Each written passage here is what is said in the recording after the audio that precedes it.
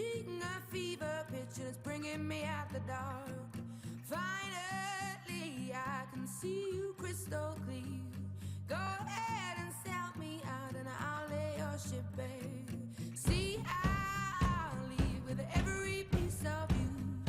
Don't underestimate the things that I will do. There's a fire starting in my heart, reaching a fever pitch and it's bringing me out the dark.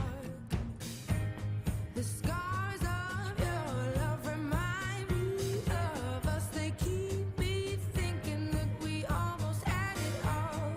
The scars of your love, they leave me breathless. I can't help feeling we could have had it all.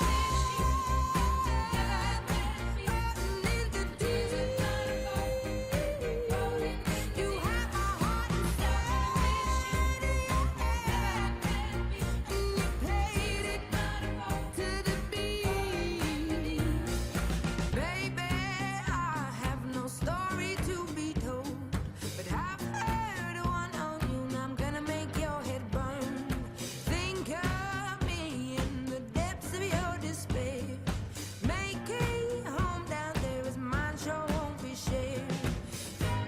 The scars of your love remind me of us. They keep me thinking that we almost had it all. The scars of your love, they leave me breathless. I can't help feeling we could have had it all. In the deep, you have my heart inside. You played it to the beat. Could have had it all. In the deep, you have my heart inside. But you played it. Buenos días, ¿cómo están? A continuación voy a explicarles el sistema oxidativo. Entonces, ¿qué podemos decir del sistema oxidativo? Es una vía química que involucra la descomposición completa de sustancias alimentarias. Esas sustancias tales como hidratos de carbono, grasas y proteínas. Algunas características de ese sistema podemos decir que ese sistema sí utiliza oxígeno para su funcionamiento, que las reacciones de ese sistema ocurren íntegramente en la mitocondria. Como dijimos anteriormente, las sustancias alimentarias son las mismas que se entienden como los combustibles. Entonces, pues voy a resaltarlos: hidratos de carbono, grasas y proteínas. En el ejercicio, este sistema predomina en todas las actividades bajas, de baja intensidad y de larga duración. El desarrollo de este sistema es importante para el incremento del rendimiento deportivo. Es importante para el mejoramiento de la salud. Algunas adaptaciones musculares de este sistema es que el músculo esquelético tiene una gran capacidad adaptativa en respuesta a los estímulos de cargas de trabajo aeróbicas. Cambios en la selección de combustibles en el músculo en ejercicio, cambios de las enzimas oxidativas, cambios mitocondriales y en la tasa de mioglobina, y cambios en la red muscular capilar. Algunos cambios musculares en el ejercicio, entonces captación y consumo de la glucosa por el ejercicio, utilización del glucógeno muscular, cambios de las enzimas oxidativas como ya lo mencionamos anteriormente, y algunas fibras, las fibras musculares que se utilizan en este sistema oxidativo. Hay un incremento relativo de la fibra ST del 7% y al 22% comparado con la fibra FT. Hay una modificación cualitativa de fibras FT2 y en las fibras FT2A. Para el cambio adaptativo, la intensidad del estímulo aeróbico no se debe ser tan baja. Se obtienen mejores modificaciones con entrenamiento intervalado. Y ya, muchas gracias por su atención. El sistema energético de los lípidos. Los lípidos son la principal reserva energética de nuestro cuerpo. Los triglicéridos se almacenan en las células grasas y en las fibras musculares esqueléticas para la obtención de su energía. Los ácidos grasos se descomponen en una molécula de glicerol y en 3 moléculas de ácidos grasos libres. A este proceso se le denomina la lipólisis y se da gracias a una enzima llamada la lipasa. Una vez liberados el glicerol y los ácidos grasos libres, pasa a la sangre para así ser transportada por el cuerpo y llegar a las fibras musculares. Una vez en las fibras musculares, los ácidos grasos libres son activadas con la energía de ATP y preparadas para su descomposición dentro de la mitocondria. A este proceso se le denomina la beta-oxidación.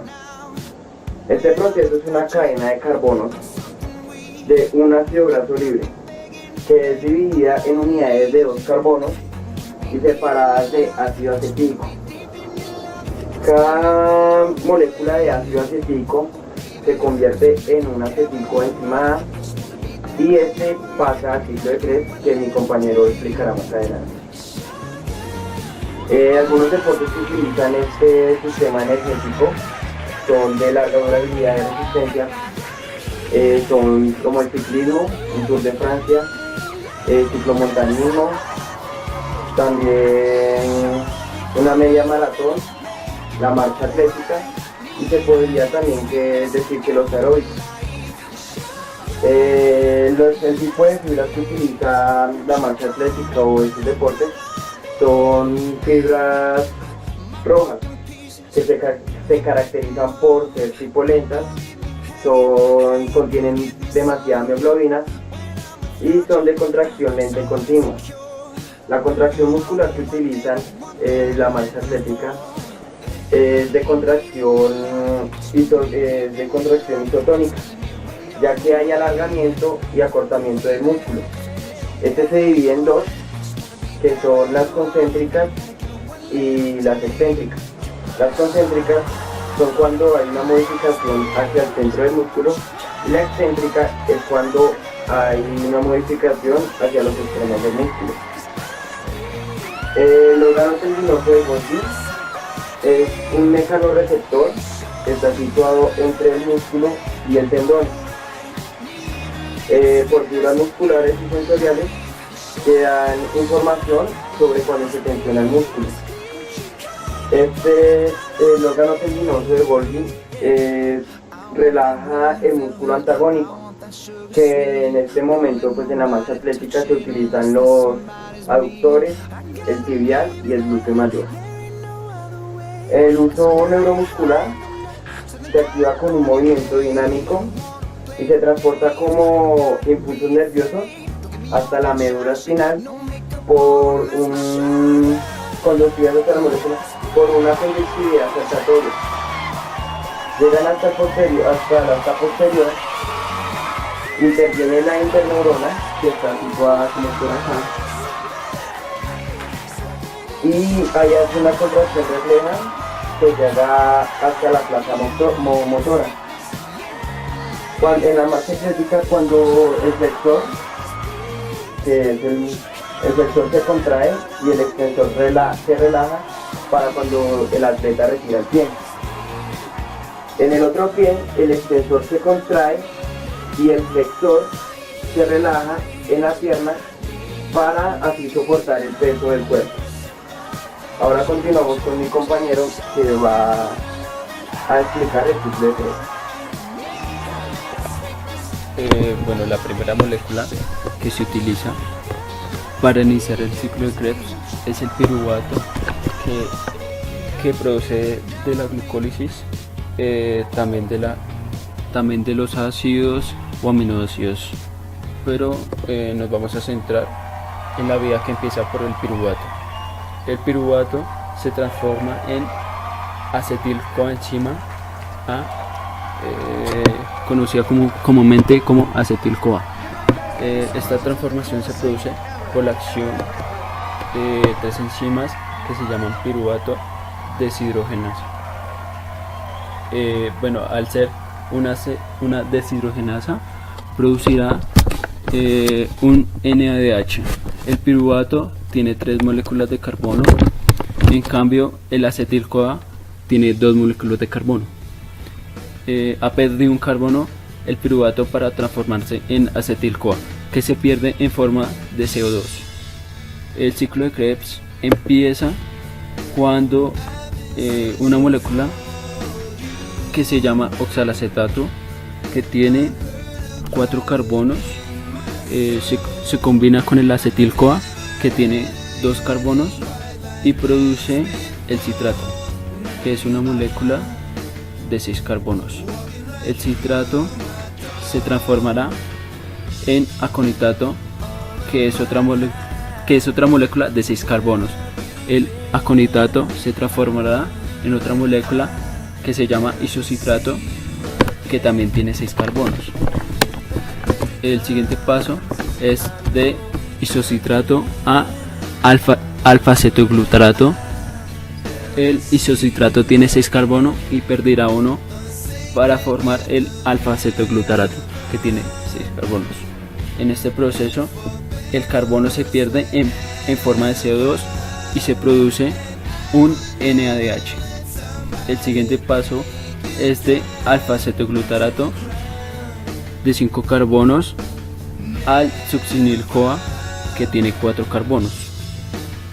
Se produce también una pérdida de un carbono en forma de CO2 y se produce un NADH. El succinil-CoA se transformará en succinato y en este proceso obtendremos un GTP, que es equivalente a un ATP. El succinato se transformará en fumarato y se producirá un FADH2.